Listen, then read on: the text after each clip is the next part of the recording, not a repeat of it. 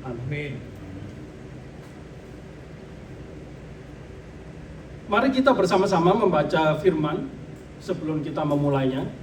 Kita baca bersama-sama. 1, 2, dan 3. Dan semuanya ini dari Allah, yang dengan perantara Kristus telah mendamaikan kita dengan dirinya, dan yang telah mempercayakan pelayanan perdamaian itu kepada kami. Sebab Allah mendamaikan dunia dengan dirinya oleh Kristus, dengan tidak memperhitungkan pelanggaran mereka. Ia telah mempercayakan berita pendamaian itu kepada kami. Dan kami ini adalah utusan-utusan Kristus, seakan-akan Allah menasihati kami dengan perantara kami. Dalam nama Kristus kami minta kepadamu, berilah dirimu didamaikan oleh Allah.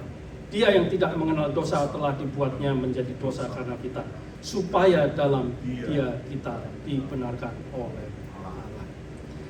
Saudara-saudara yang terkasih, sebelum kita masuk ke dalam pembahasan ayat ini lebih dalam, saya ingin menerangkan tentang konteks dari surat Paulus ini kepada jemaat di Korintus. Seperti kita ketahui, kota Korintus ini adalah kota kosmopolitan pada zamannya. Mungkin kalau dibandingkan dengan sekarang ini seperti New York atau mungkin San Francisco. Kalau di Indonesia mungkin seperti kayak Jakarta. Jadi kota Korintus ini kota pusat budaya dan ekonomi, sehingga banyak bangsa-bangsa budaya yang ada di kota Korintus ini. Karena begitu beragamnya kebudayaan budaya-budaya yang ada di kota Korintus ini, maka Rasul Paulus menghadapi banyak tantangan dalam pengembalaan ini. Salah satunya adalah mereka tidak percaya atau mempertanyakan kerasulan dari Rasul Paulus. Mereka bermasalah dengan pelajaran-pelajaran yang disampaikan dalam pengajaran doktrinal. Karena mereka terpengaruh, menyerap ajaran-ajaran yang di luar firman.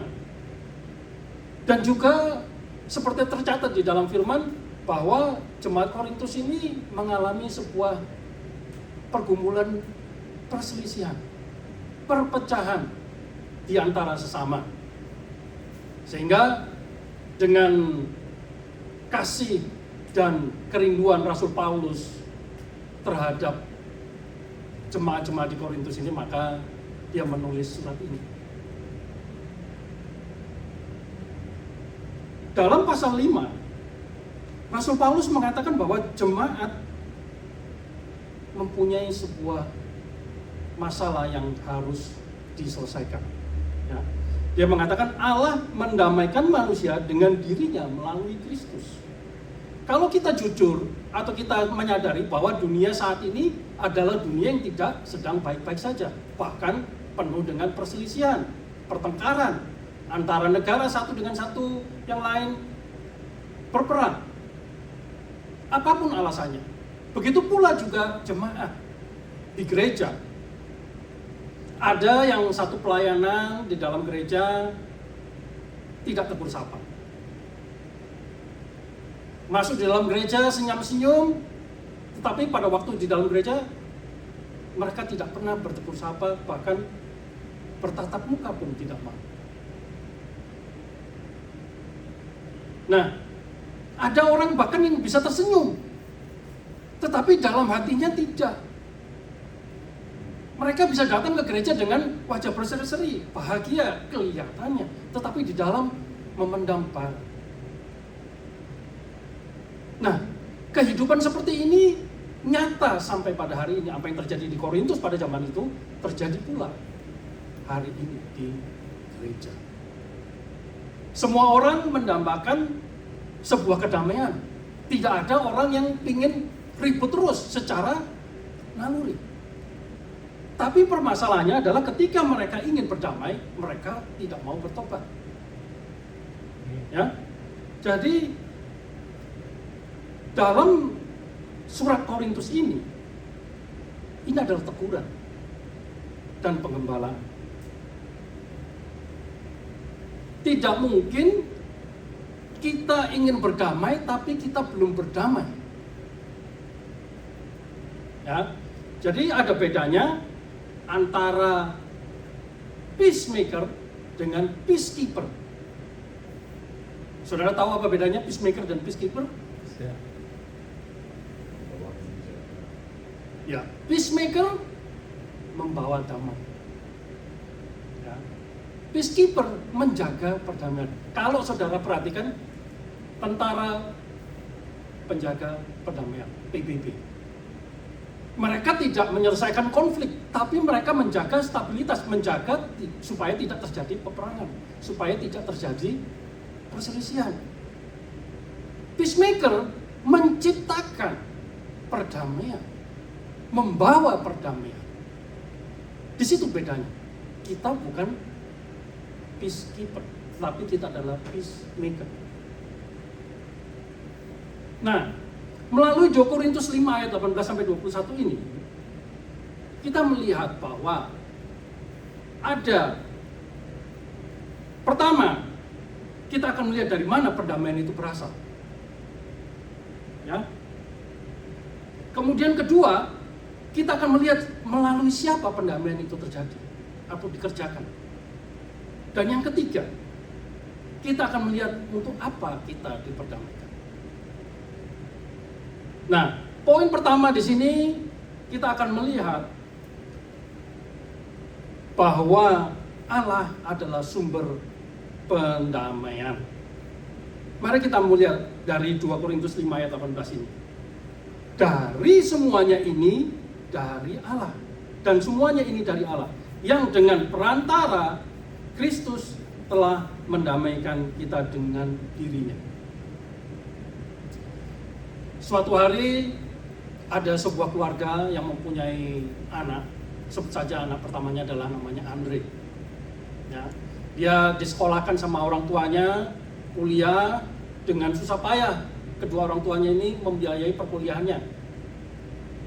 Suatu saat luluslah dia.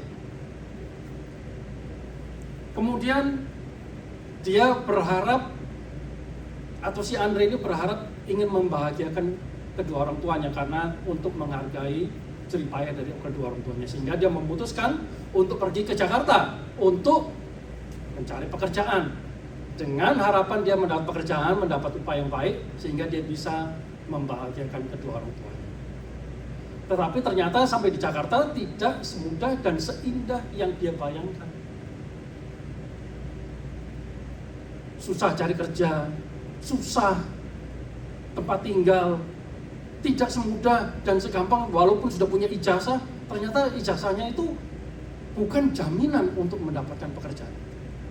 Singkat cerita, si Andre mengalami sebuah pergumulan yang berat. Hidupnya susah, makan pun susah, tidur pun susah, tempat tinggal tidak ada, tidak punya saudara. Tapi dia malu untuk kembali ke kampungnya karena dia belum sukses. Dia malu terhadap tetangganya, dia malu terhadap kedua orang tuanya. Suatu hari kemudian bapaknya mengirim pesan melalui tetangganya, kebetulan juga akan berangkat ke Jakarta. Dia bilang, Andre pulanglah. Untuk apa kamu tinggal di sana kalau kamu susah? Dan berita ini atau pesan ini disampaikan ke Andre dengan berat hati. Andre kembali ke rumah. Dan bapaknya yang sangat mencintai anaknya itu menanti di pintu masuk desanya. Dia menyambut, Andre pulanglah. Bukan suatu masalah, sekalipun kamu belum sukses, tetapi aku tetap menerima apa adanya. Ya. Begitu pula dengan Allah. Allah tidak menunggu saudara untuk hidup sempurna. Allah tidak menunggu saudara baik dulu. Tetapi Allah mencari. Allah yang berinisiatif mendekati saudara. Perhatikan kalimat ini. Semuanya ini dari Allah.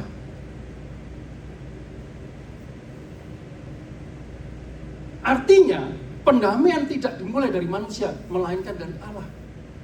Semuanya ini dari Allah.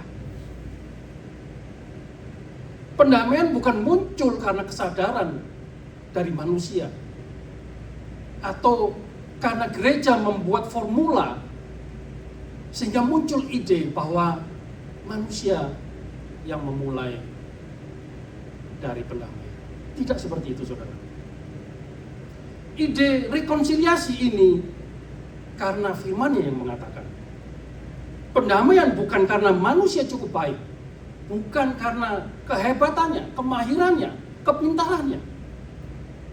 Pendamaian terjadi karena Allah dalam kasih dan kekudusan. Ketika manusia menjauh, Allah menarik.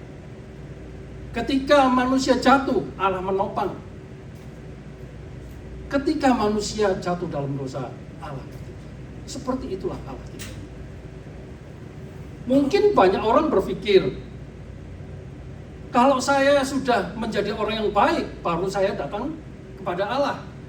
Mungkin ada orang yang berpikir bahwa saya tidak berdosa dulu, saya taat dulu, baru saya menghadap Allah.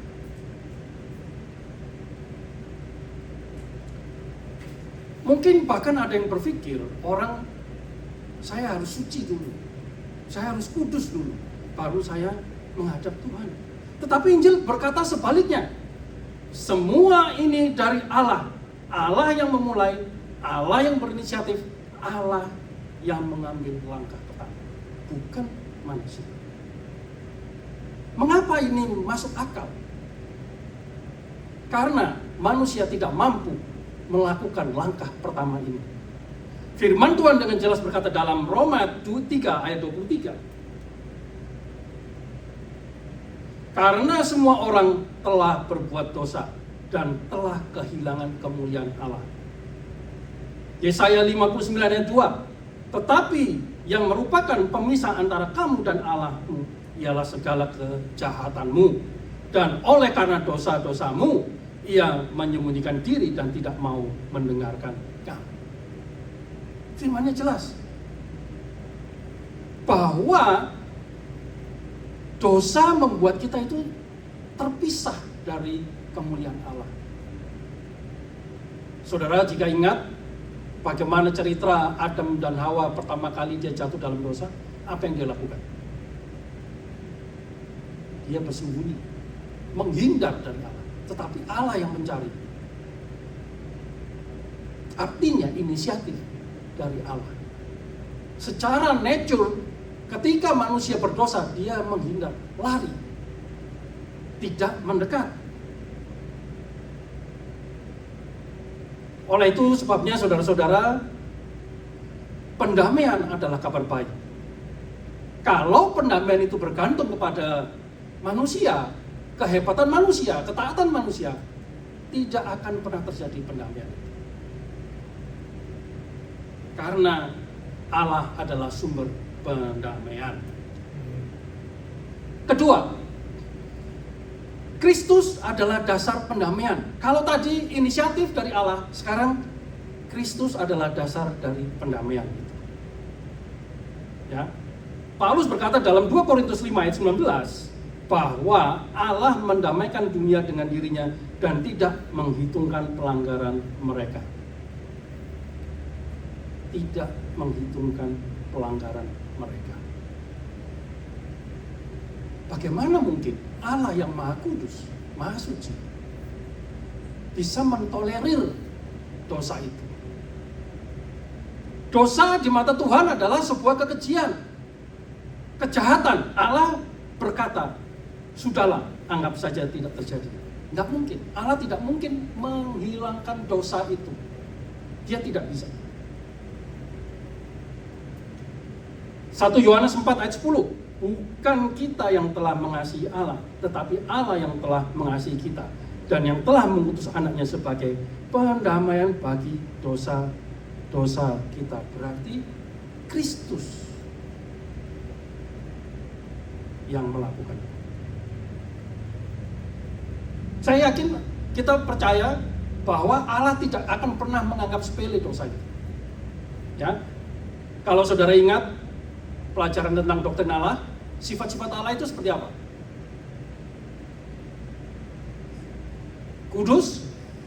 kasih, adil, benar, setia, sabar, hikmat, dan lain-lain. Bukan satu-satu. Kadang kasih, kadang adil, enggak kayak begitu. Satu kesatuan. Ketika dia kudus, dia itu punya kasih. Ketika dia kasih, dia itu adil. Dia maha benar. Tidak dipisah-pisahkan seperti sel begitu. Enggak. Ya, di ayat 21. Dia yang tidak mengenal dosa telah dibuatnya menjadi dosa karena kita, supaya dalam dia kita dibenarkan oleh Allah. Dia ini merujuk pada siapa?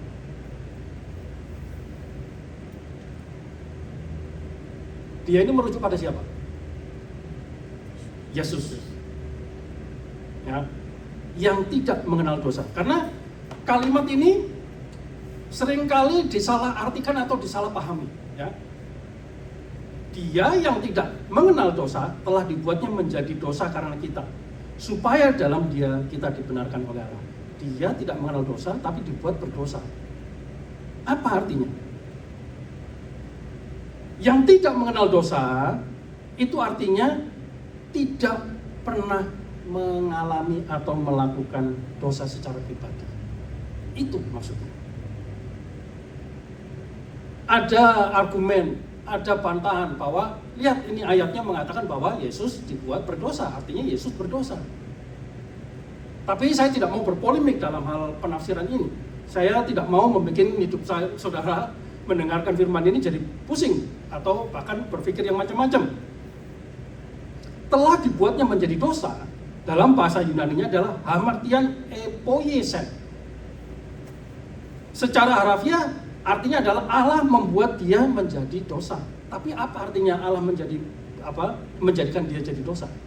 Yang dimaksud adalah menanggungkan dosa itu kepada Kristus. Yesus sama sekali tidak berdosa. Karena jika Yesus berdosa, maka dia tidak bisa menjadi penebus dosa. 1 Petrus 2 ayat 24. Ia sendiri telah memikul dosa kita. Artinya Kristus bukan menjadi pendosa, melainkan menanggung dosa-dosa kita. Ini adalah inti dari Injil. Kristus tidak berdosa, Kristus Maha Kudus, Kristus sempurna. Tetapi ia mengambil tempat orang berdosa, bukan pendosa. Suatu hari ada sebuah pengadilan. Seorang hakim sedang mengadili banyak orang-orang yang melanggar hukum, baik mulai dari yang ringan sampai yang berat. Kemudian dia membacakan satu persatu tuntutan dan verdiknya atau keputusannya dan hukumannya apa. Dia terkejut, ternyata di antara salah satu terdakwa itu adalah anaknya. Dia lihat, loh, anakku ada di antara yang akan dia hakimi hari itu. Ingat, seorang hakim dia harus adil. Dia tidak boleh mentolerir dosa sekecil apapun. Dengan berat hati dia mengatakan, oke, karena pelanggaranmu maka keputusannya adalah kamu bersalah dan dihukum seberat-beratnya. Top. Tapi begitu dia mengetok palu itu, dia melepaskan jubahnya dan turun merangkul anaknya. Aku yang akan menanggung dosa kesalahan. Aku yang akan menanggung. Seperti itulah Kristus.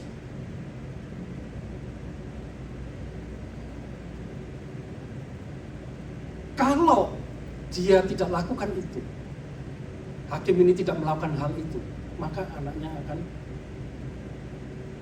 mengalami atau menjalani hukuman dengan segala konsekuensi. Ya, Allah tidak pernah meniadakan ketidakadilan. Allah menegakkannya di dalam Kristus dan justru di sana kasihnya dinyatakan dengan mulia. Apa dasarnya damai saja dengan Allah? Apa? Itu sebuah pertanyaan. Apakah karena saudara rajin ke gereja? Apakah saudara rajin memberi persembahan? Apakah saudara rajin bermazmur. Atau mungkin karena super aktif dalam pelayanan. No, saudara. Dasarnya cuma satu. Kristus yang disalib dan bangkit. Tanpa salib tidak ada pendamaian. Tanpa Kristus tidak ada damai sejati.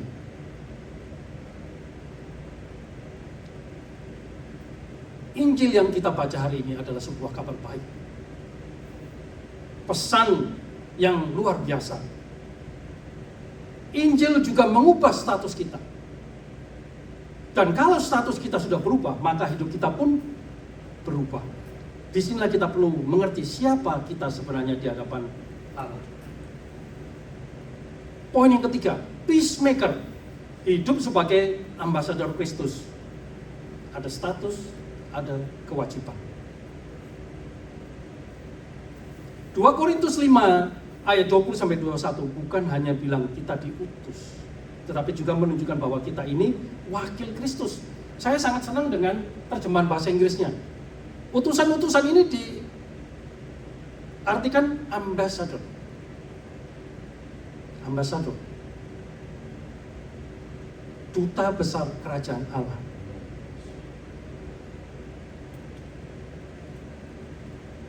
Beberapa minggu yang lalu, pertandingan Piala Dunia sepak bola, final antara Argentina dan Spain.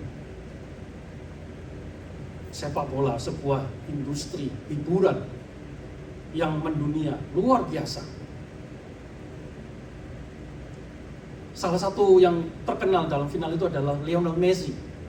Saya berusaha menampilkan Lionel Messi, ternyata tidak boleh. Saya mau menampilkan sepatunya dia juga tidak boleh ternyata. Jadi ternyata ada kode etiknya, ya, tidak boleh kita menampilkan itu. Tapi it's okay. Yang ingin saya sampaikan adalah Lionel Messi adalah seorang tokoh pemain sepak bola yang sangat terkenal. Dia mempunyai atau dia menjadi brand ambassador sebuah produk olahraga sepatu. Saya tidak sebutkan mereknya ya. Nanti saya dipikir jualan. Sepatu ini atau merek ini berani membayar sangat mahal. Bahkan dia menjadikan dia seorang brand ambassador seumur hidup. Seumur hidup. Luar biasa. Dia mempunyai banyak brand ambassador juga ya. Maksudnya merek-merek yang lain. Seperti minuman sport dan segala macam. Perhatikan. Pada waktu dia dikontrak untuk menjadi brand ambassador, dia mempunyai kewajiban dan tanggung jawab dan status. Dia tidak boleh berkata sembarangan. Dia tidak boleh berpenampilan biasa-biasa saja seperti pemain sepak bola umumnya. Artinya dalam kehidupan sehari-hari dia berlatih ekstra supaya penampilannya baik. Karena dia mewakili dari brand tertentu. Coba bayangkan kalau seandainya dia malas-malasan, dia pergi ke klub sehingga penampilannya keesokan harinya tidak baik. Bahkan ngejar bola tidak sanggup, ngos-ngosan gitu.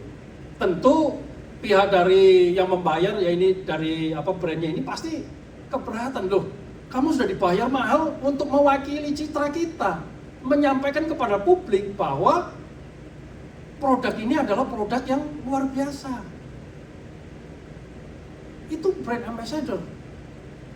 Waktu kita memakai produknya, kita ada perasaan bangga. Coba bayangkan kalau ternyata kita menjadi brand ambassador-nya tas Hermes gitu. Kita bawa tas itu kira-kira bangga. Padahal kita cuma beli aja ya. Apalagi kalau kita jadi brand ambassador. Ada perasaan bangga. Pasti akan kita ceritakan kepada orang lain. Bahkan kalau nggak ditanya pun kita tunjukkan itu tasnya atau sepatunya ini. Ini sepatu mahal ini yang dipakai sama Lionel Messi. Segala macam brand, segala macam produk. Ya. Begitu pula kita sebagai orang yang sudah diperdamaikan. Kita adalah brand ambassador. Artinya kita mempunyai kewajiban dan status. Kita sebagai agen-agen pendamai berbeda dengan orang umum. Tapi brand ambassador itu adalah milik semua orang percaya yang sudah diperdamaikan oleh Allah. Nggak bisa pilih-pilih, saya sudah didamaikan dengan Allah, tapi saya tidak mau jadi brand ambassador-nya. Tidak bisa ditolak. Itu secara otomatis. Ketika saudara diperdamaikan oleh Allah, dengan Allah melalui Kristus, saudara adalah brand ambassador. Artinya hidup saudara bukan milik saudara lagi. Saudara representatif dari kerajaan Allah. Perkataan saudara, perbuatan saudara, baik itu di dalam pekerjaan, di dalam kantor, di jalan raya, terutama di dalam gereja, saudara harus menjadi agen-agen atau ambasador pendamai. Jika saudara melihat ada teman yang sudah lama tidak bertegur sapa, datang, doakan.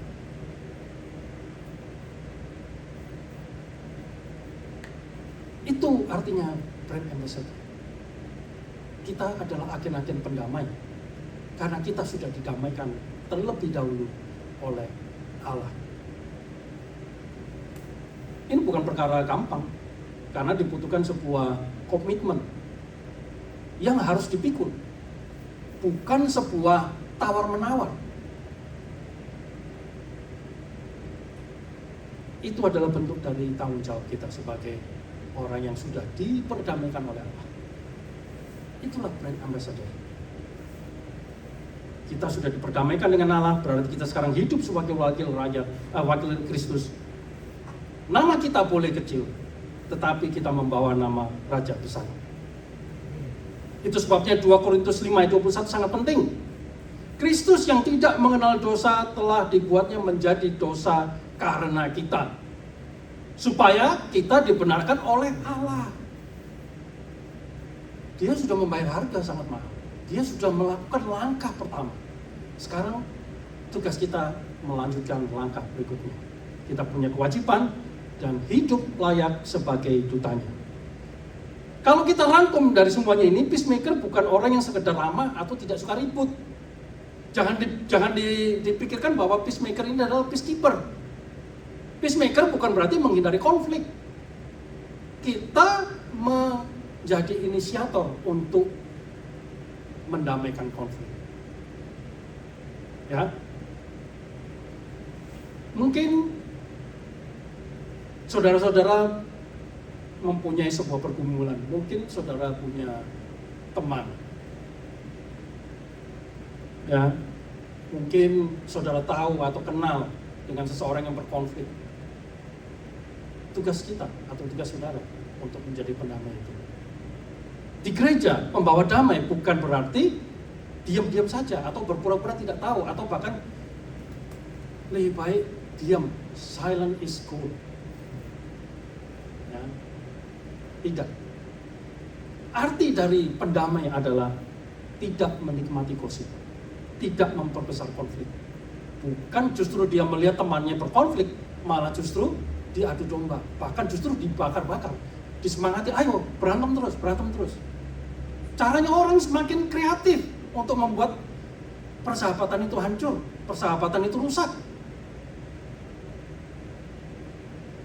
Pembawa damai di gereja berbeda.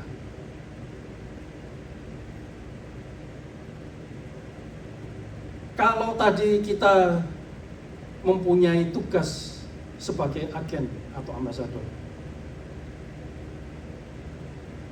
saya ingin bertanya. Pertama, sudahkah saudara sungguh-sungguh didamaikan oleh Allah? Tidak perlu jauh dalam hati. Artinya bukan berarti karena pelayanan saudara, bukan karena keaktifan saudara dalam pelayanan. Bukan itu. Bukan penampilan rohani, tetapi di dalam rohana. Bukan itu. Kita tidak membutuhkan cover, kita tidak memerlukan sebuah kemasan yang bagus seperti permen. Tetapi sudahkah saya sungguh-sungguh datang kepada Kristus? Kalau belum, firman Tuhan malam ini memanggil saudara untuk tidak pura-pura kuat, tidak pura-pura rohani. Tetapi firman Tuhan berkata, berilah dirimu didamaikan dengan Allah. Datanglah kepada Kristus. Kedua, pertanyaannya adalah, adakah relasi yang Tuhan sedang singkapkan di hati saudara? Mungkin saudara terbersih, oh iya saya punya saudara, oh iya saya punya teman yang sedang berkonflik. Mungkin anak, orang tua, segala macam, pertemanan, ya. Mungkin Tuhan menaruh itu dalam hati saudara. Bukan berarti malam ini saudara bisa menyelesaikan konflik itu. Tidak harus. Tetapi merupakan sebuah langkah besar dan pesan ketika saudara bisa mengatakan I'm sorry. Ketiga, di mana Tuhan memanggil saya menjadi duta perdamaian? Bisa di tempat kerja, di rumah, di mana saja. Gereja tidak dipanggil hanya menikmati perdamaian, gereja dipanggil membawa berita perdamaian itu.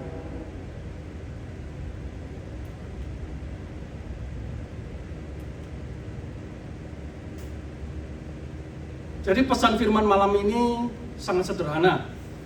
Berilah dirimu didamaikan dengan Allah, dan sesudah itu hiduplah sebagai pembawa damai. Amin. Mari kita tundukkan kepala.